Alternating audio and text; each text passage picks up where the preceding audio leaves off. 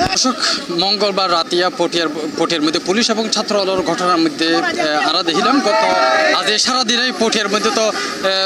ছাত্র আলোর বিশাল আন্দোলন দেখা গিয়ে সেই সাথে কিন্তু এটা আজ দুপুরের পরেতে প্রায় 2:30 ধরে এটা চট্টগ্রামের কুলসির মধ্যে যে ডিআইজি অফিস আছে চট্টগ্রাম রেঞ্জের, সেই ডিআইজি অফিসের সামনে ছাত্র লাইয়ের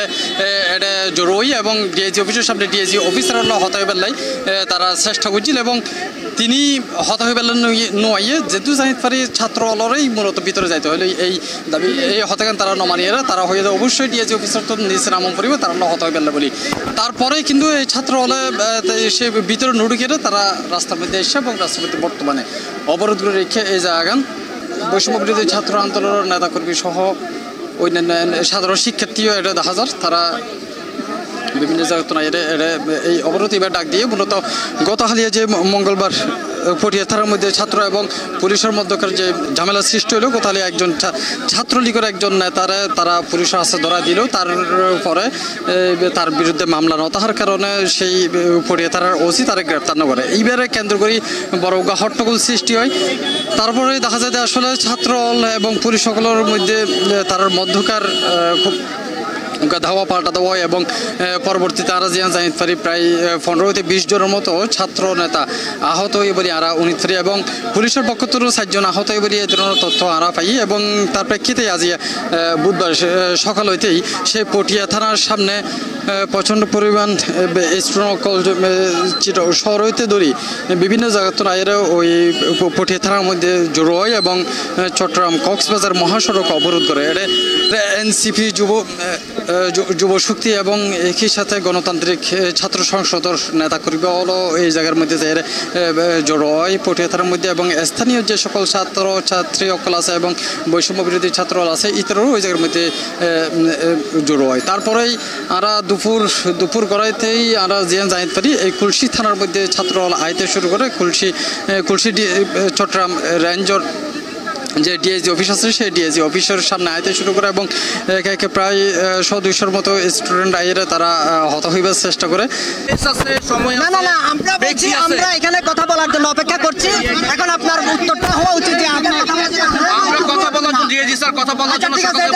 আমরা ধরে নিচ্ছি আপনারা আমাদের সাথে কথা বলবেন তাহলে ডিআইজি স্যার এখানে আসবে না কেন স্যার ডিআইজি স্যার এখানে আসছে না কেন লাঞ্চ না করে কি কোনো রিজন হইতে পারে আমরা যারা এখানে আছি সবাই ডিআইজি স্যারের প্রতিনিধি নেতা চলে আসছে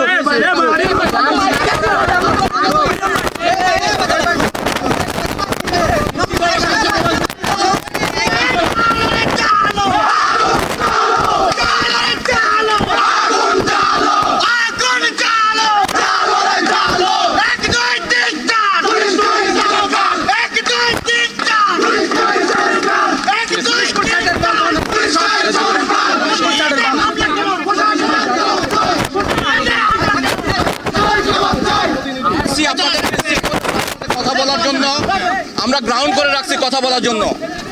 আপনারা বলতে চাচ্ছেন স্যারকে এখানে নিয়ে আসতে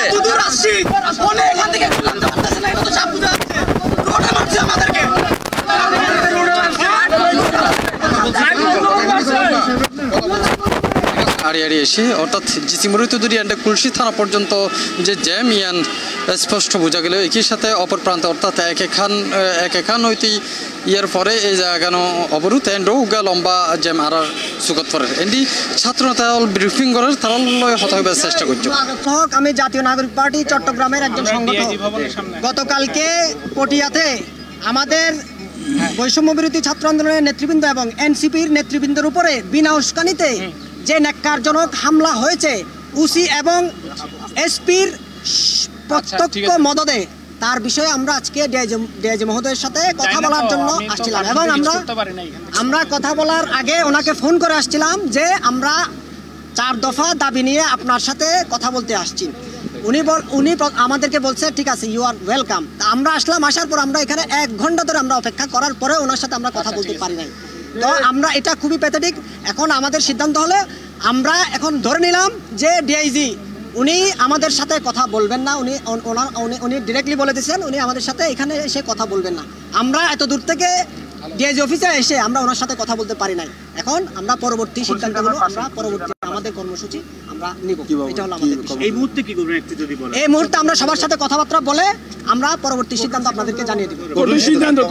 আচ্ছা এই মাইকটা এদিকে করেন, তারপরে আমি এখন আমরা আমাদের এই দাবিগুলো রাজপথে ঘোষণা করব এবং রাজপথে আমরা দাবি আদায় করে নেব। আচ্ছা ভাইয়া, যেহেতু আপনাদের কথা বলেন আপনাদের সঙ্গে, তার মানে আপনাদের কোনো দাবি দাওয়া পূরণ হয় না, সেক্ষেত্রে আপনারা কি এই জায়গায় বসে থাকবেন নাকি? আমরা এখানে দাবি দেওয়ার জন্য আসি না, আমরা ওনার সাথে কথা বলতে আসছি। আমরা ওনার সাথে কথা বলতে আসছি, উনি আমাদের সাথে কথাই বলেন নাই। দাবি তো অনেক পরের বিষয়। কি করবেন এখন আমাদের পরের পদক্ষেপ হলো আমরা পরবর্তীতে আমরা রাজপথে আমাদের এই দাবিগুলো আদায় করে ছাড়বো, ঠিক আছে? এবং আমরা সবার সাথে আচ্ছা ভাই একটা সেকেন্ড, উনি আপনাদেরকে আসতে বলেছেন, আসার পরে আপনারা কথা বলতে চাচ্ছেন না, কারণটা কি একটু যদি বলেন? এটার কারণ আমরা জানি না, এটার কারণ আমাদের কাছে জানা নেই। আমি একটু বলি, সেটা হলো আপনারা জানেন যে এডিশনাল এসপির দায়িত্ব পালন করা ছিল এবং জুলাই গণঅভ্যুত্থানে উনি সরাসরি হামলার নেতৃত্ব দানকারী ছিল। কিন্তু ওনাকে এখনো পর্যন্ত এই যে চট্টগ্রামের অনেক পরিবর্তন হয়েছে, কিন্তু ওনাকে ওইখানে সব পদে বহাল রাখা হয়েছে। এই যে উদ্যত্তপূর্ণ উনি, এই কারণে উনি উদ্যত্তপূর্ণ হয়ে গেছে। আরিফুল ইসলাম এবং এসপি, এর আগে আমাদের বলখালিতে এরকম আমাদের ভাইদের উপর হামলা হয়েছে, আমরা এসপির কাছে গিয়েছিলাম, উনিও কোনো ধরনের সদুত্তর আমাদেরকে ব্যবস্থা নেয় নাই এবং উদ্যত্তপূর্ণ আচরণ করছে। সার্বিক বিষয় নিয়ে আমরা ডিআইজি মহোদয়ের সাথে কথা বলতে আসছিলাম, কিন্তু উনি আমাদের সাথে কোনো কথা বলবেন না। সুতরাং আমাদের এখন পরবর্তী সিদ্ধান্তগুলো আমরা রাজপথ থেকে নিই।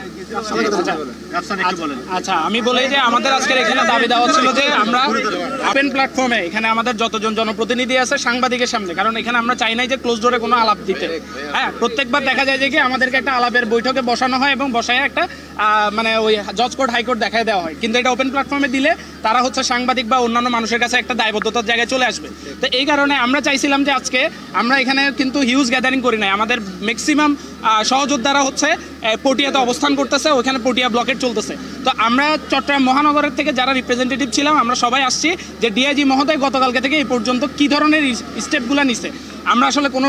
স্টেপ পাই নাই। অর্থাৎ ওখানে পুলিশ কল করার সাথে সাথে এখান থেকে ফোর্স যাইতে পারে, কিন্তু ওইখানে এতগুলো ঘটনা ঘটে যাওয়ার পরে, এতগুলো কল হওয়ার পরে ওনারা এখনো পর্যন্ত নেসেসারি স্টেপ নিতে পারে। তা আমাদের ছিল কিছু জিজ্ঞাসা, আমরা যে জিজ্ঞাসাগুলো ওপেন প্ল্যাটফর্মে সাংবাদিক মিডিয়ার সামনে আমরা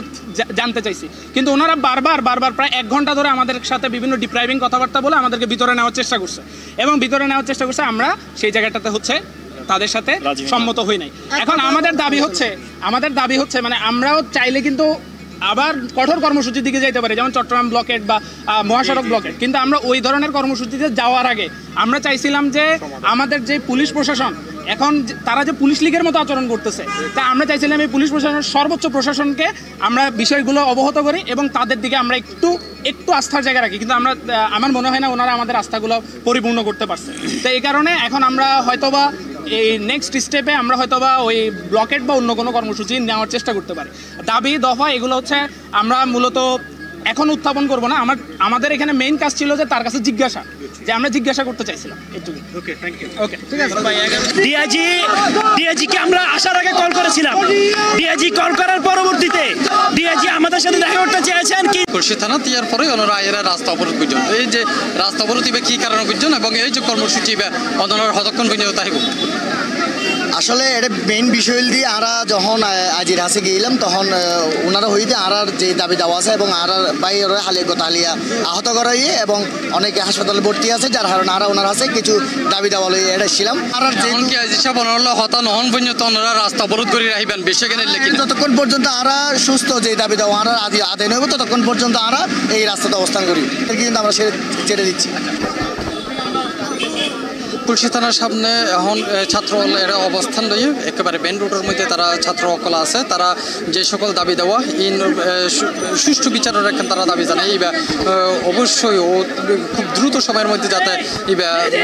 পালন করা হয় ইয়ারের এখন তারা দাবি জানায়। একই সাথে ডিআইজি অফিসার তিনিও যদি সরাসরি তারা হতা হয় তাহলে তারা এত অবরোধ ছাড়ে দিব, এই ধরনের হতা আরা অনিত পাচ্ছি। এত মধ্যে তো সাজা আশ্রম তাফিম আলমগীর, C+ TV।